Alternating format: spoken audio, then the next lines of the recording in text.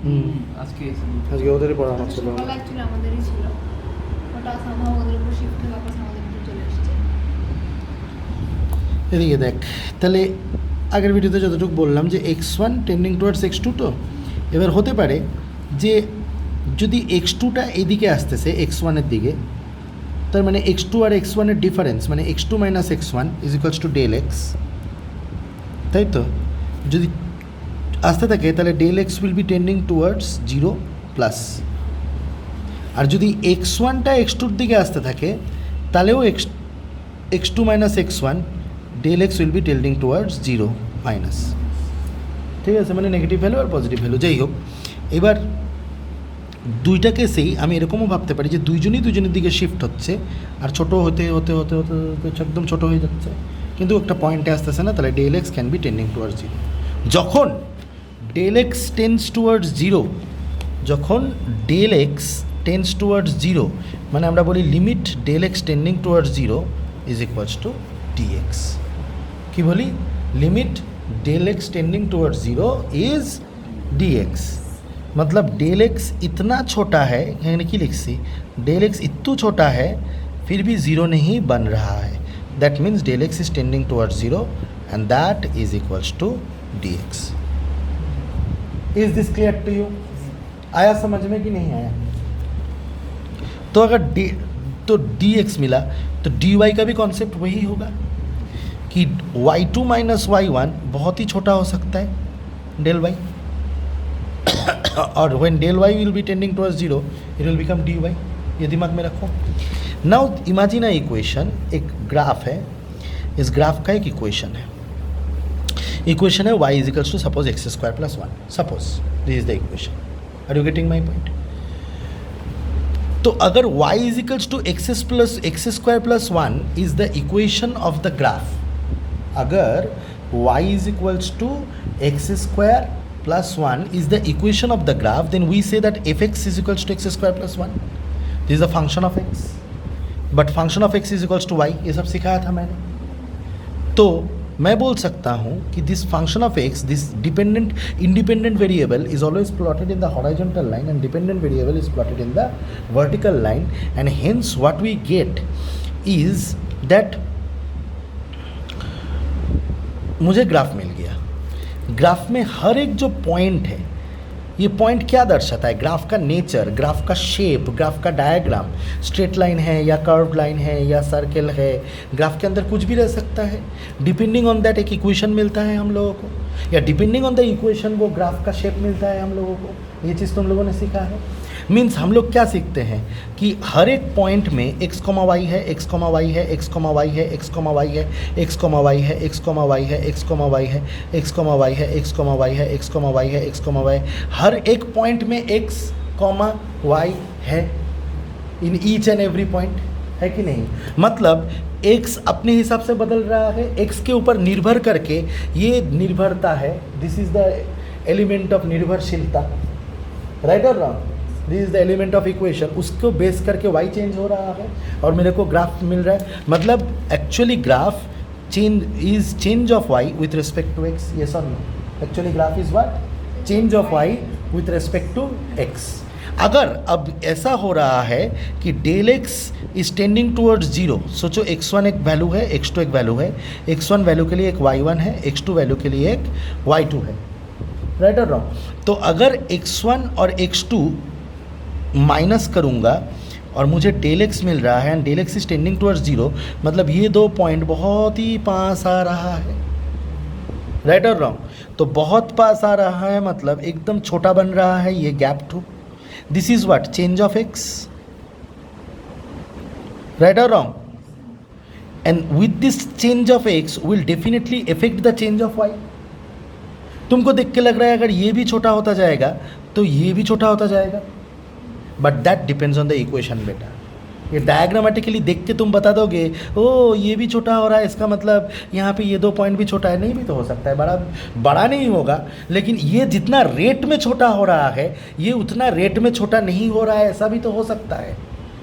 और इस curve line में नहीं होगा। हाँ, मैं बोल सकता हूँ कि अगर तेरे को स्ट्रेट लाइन मिलता ना ऐसा, तो यहाँ से यहाँ तक जितना x छोटा होता जाएगा डेल x, उतना ही डेल y भी छोटा होता जाएगा। ये मैं बोल सकता हूँ क्योंकि ये स्ट्रेट लाइन है, क्योंकि x और y यूनिफॉर्मली वैरी कर रहा है यहाँ पे, है ना। क्योंकि स्ट्रेट लाइन का इक्वेशन क्या होता है, दोनों में y is equals to m x plus c होता है, is equals to f x, मतलब दोनों में पावर 1 है, मतलब यूनिफॉर्मली वैरी कर रहा है। Are you getting my point? x जितना चेंज हो रहा है y भी उतना ही चेंज हो रहा है। x अगर बढ़ रहा है y बढ़ रहा है, तो x जितना बढ़ रहा है y भी उतना बढ़ रहा है। मतलब एक डेल x अगर जीरो की तरफ टेंड कर रहा है तो डेल y भी जीरो की तरफ टेंड करेगा साइमल्टेनियसली। लेकिन यहाँ पे तो अगर बोलेगा डेल x जीरो की तरफ टेंड हो रहा है और उसके हिसाब से y भी जीरो नहीं हो सकता है, क्योंकि यहाँ पे तेरे को स्ट्रेट लाइन नहीं मिल रहा है बेटा। Are you getting my point? तो सर अगर डेल एक्स जीरो की तरफ चेंज हो रहा है, डेल एक्स अगर जीरो की तरफ टेंड हो रहा है, सोचिए टेंड होके एकदम छोटा सा एक डेल एक्स मेरे को मिला, ये छोटू सा डेल एक्स मेरे को मिला जिसको मैं डी एक्स कह रहा हूँ। सो इस डी एक्स के लिए, डी एक्स चेंज के लिए वाई कितना है मेरे को नहीं पता, वाई कितना है कुछ भी हो सकता है। क्यों बोल तो यहाँ पे पता है, यहाँ पे छोटा हो जाएगा क्योंकि ये स्ट्रेट लाइन है। राइट और रॉन्ग? समझ रहा है बात को? क्योंकि ये क्या है, स्ट्रेट लाइन है, यहाँ पे मिल सकता है, लेकिन यहाँ पे तो मेरे को नहीं पता क्योंकि यहाँ पे तो कर्व लाइन है। जैसे ऐसा अगर लाइन लूँगा और अगर यहाँ पे सोच कि x बहुत छोटा हो रहा है तो यहाँ पे y का बिहेवियर कुछ और होगा, और यहाँ पे अगर x छोटा हो रहा है तो यहाँ पे y का बिहेवियर कुछ और होगा, क्योंकि यहाँ पे ग्राफ का इक्वेशन ऊपर की तरफ है, यहाँ पे भी ऊपर की तरफ है, यहाँ पे जैसे नीचे की तरफ है। यहाँ पे डेल x अगर लेगा तो यहाँ पे y का बिहेवियर कुछ और ही होगा। So depending on the equation, how much del x you are obtaining or you are tending towards del x, how much y will be affected, that will depend only on the equation. I can vouch for linear equation because linear equation shows uniform relation between y and x. But these equations doesn't show uniform relation. Are you getting my point? Now from this concept, we come to understand a problem, or a problem has arisen in front of us. So a problem has arisen in front of us that for each and different types of graphs where y is related to, जैसे y is equals to e to the power x, ये भी एक equation हो सकता है। e का value आगे दिन देखा था, e to the power x, ठीक है ना। तो ये भी श्री मेरे को पूछ रही थी ना कि लॉग का इंपॉर्टेंस क्या है, देख यहाँ पे लॉग चाहिए, नहीं तो ई टू द पावर एक्स कैसे करेगा।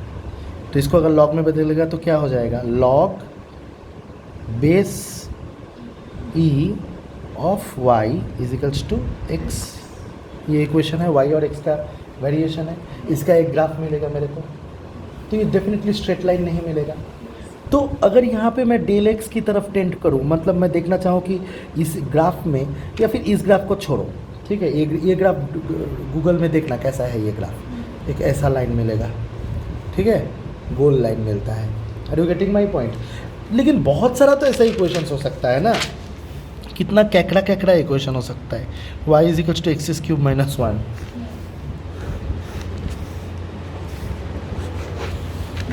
सोचिए इक्वेशन है, राइट और रॉन्ग। तो अभी इसका छोटा सा डेल एक्स चेंज के लिए y देखना कैसे वेरी करेगा मेरे को पता ही नहीं है। यहाँ पे कुछ वेरिएशन होगा तो यहाँ पे डेल एक्स के लिए कुछ वेरिएशन होगा, राइट और रॉन्ग। तो y यूनिफॉर्मली x के साथ वेरी यहाँ पे नहीं करता, यानी डेल एक्स भी यूनिफॉर्मली y को इफेक्ट नहीं करेगा। जहाँ पे यहाँ पे बोल रहा था मैं कि डेल एक्स, अगर ये this is the change of y with respect to x expressed in graphical और diagrammatic form, right or wrong?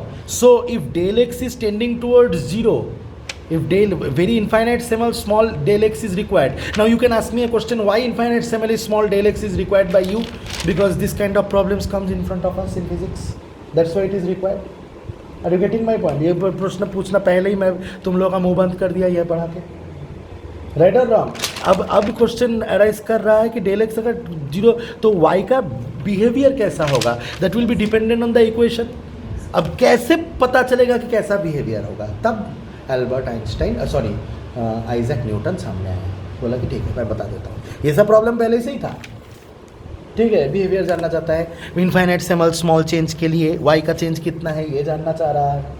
तब न्यूटन आके बोला कि अरे बेटा मेरे को बता क्या है तेरा problem, f x is equals to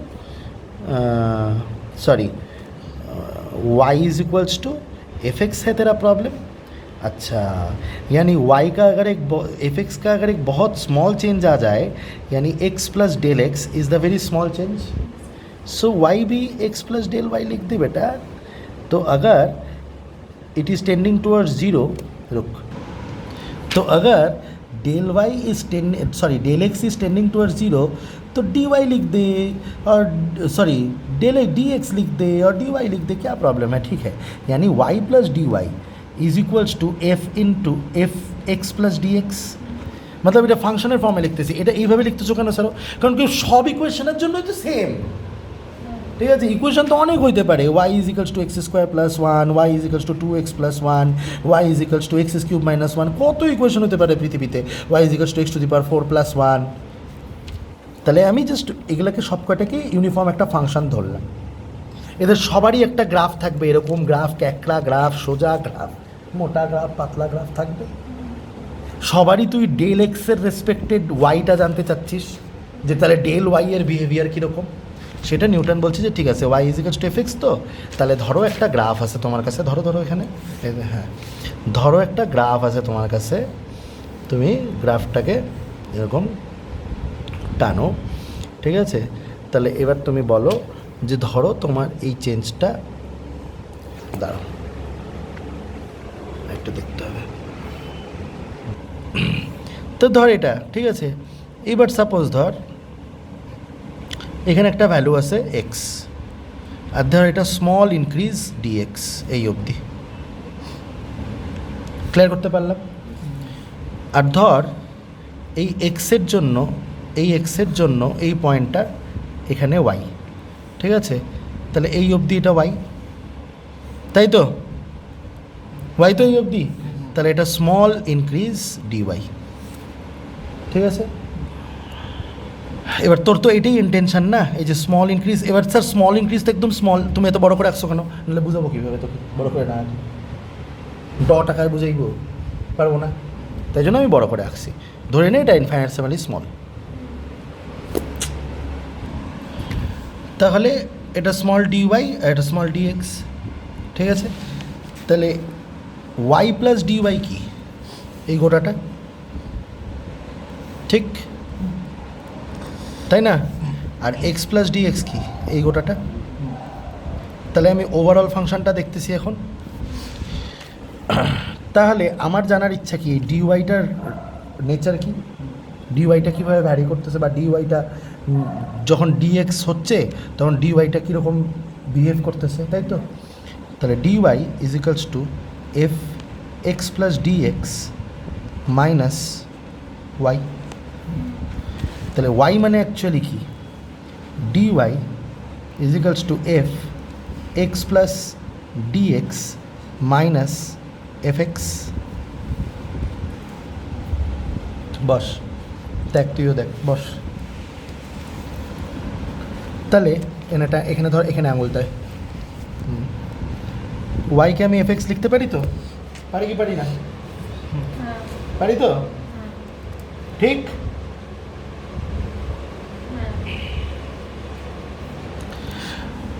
তাহলে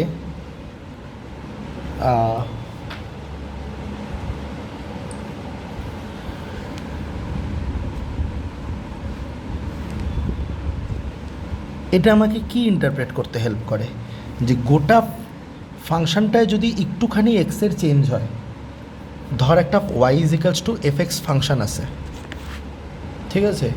এক্স যদি একটুখানি অল্প ডেল এক্স বাইরে যায় বা ডি এক্স বাইরে যায়, তাহলে সেই রেসপেক্টে ওয়াইও d plus y plus d y হয়ে যায়। তাহলে এইটা আমাকে কি হেল্প করতেছে জানতে, যে f x plus d x बड़ा हुआ function minus the initial function is the actually the d y, কারণ এটা তো অ্যাকচুয়ালি ওয়াই, তাই না? তাহলে এটা হচ্ছে f x plus d x, মানে এক্সের রেসপেক্টে d x actually d x বাড়ছে, তার রেসপেক্টে ওয়াইটা কতটুকু বাড়ছে, এটা অ্যাকচুয়ালি সেটা ক্লিয়ার করতে পারলাম। তাহলে এইটুকু আমি ইন্টারপ্রেট করতে পারছি, বুঝতে পারলাম। এইবার কি হচ্ছে, আমি কি করে দিব, d y by d x, দুই সাইড ডি এক্স দিয়ে ডিভাইড করে দিব।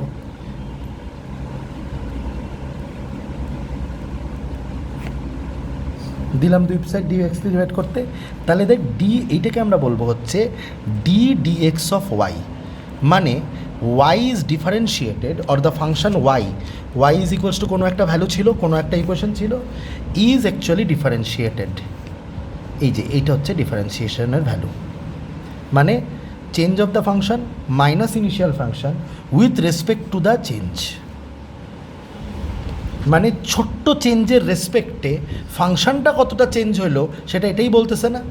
আর ফাংশনটা কি ওয়াই, তাহলে डेल एक्स ছোট্ট চেঞ্জ হলে वाई এর কি हर्ष হচ্ছে, মানে वाई का क्या हशर हो रहा है, वाई का क्या नियति हो रहा है डेल एक्स চেঞ্জ হলে के लिए। তো এটা তাই বলতেছে আমাকে যে f x minus d x এটা হচ্ছে change in y with respect to x. বুঝতে পারছি?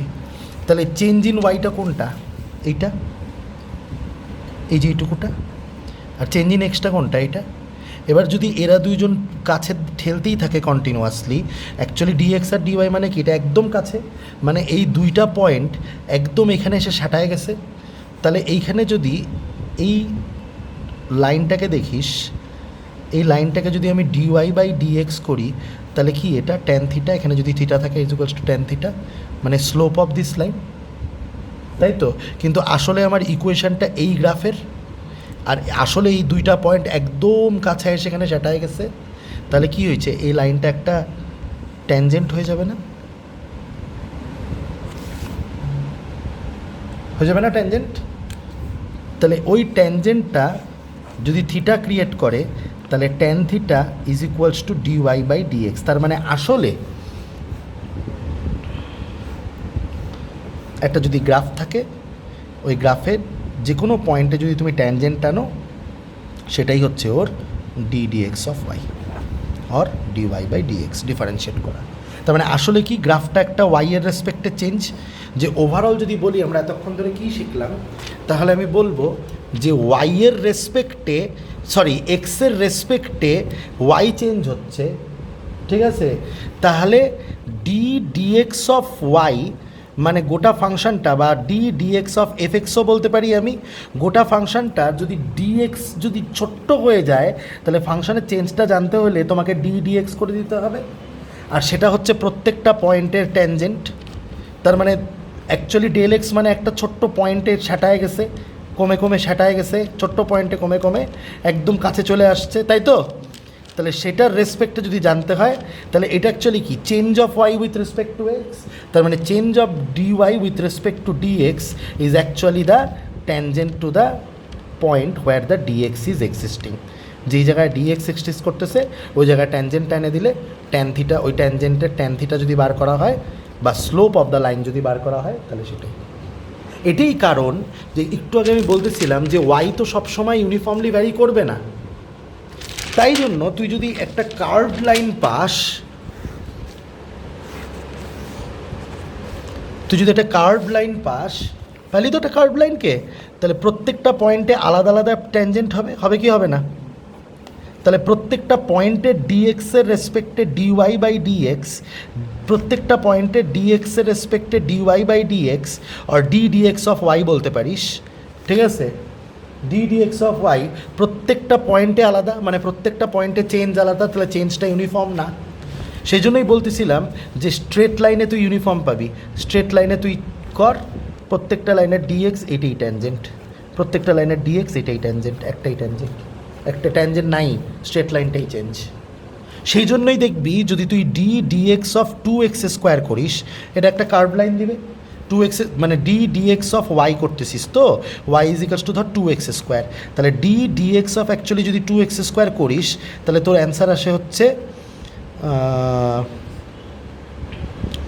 2টা বাইরে চলে যায়, d d x of x square হয়ে যায়, ছাড় 2x স্কোয়ার কেন দিচ্ছি, ধর d d x of x square করলি, ঠিক আছে। তাই তোর অ্যান্সার হয় হচ্ছে সবসময় 2x, এটা ফর্মুলা থেকে আসে, ফর্মুলা পড়ে শেখাবো। তার মানে দেখ একটা এক্স স্কোয়ার কার্ভড লাইন যখন তুই ডিফারেন্সিয়েট করতেছিস, তুই ট্যানজেন্ট পাচ্ছিস which is a straight line which will বো দ্য ইকুয়েশন 2x। প্রত্যেকটা জায়গায় ডিএক্স চেঞ্জ হবে, 2xও চেঞ্জ হতে থাকবে, ডিএক্স চেঞ্জ হবে, 2xও চেঞ্জ হতে থাকবে।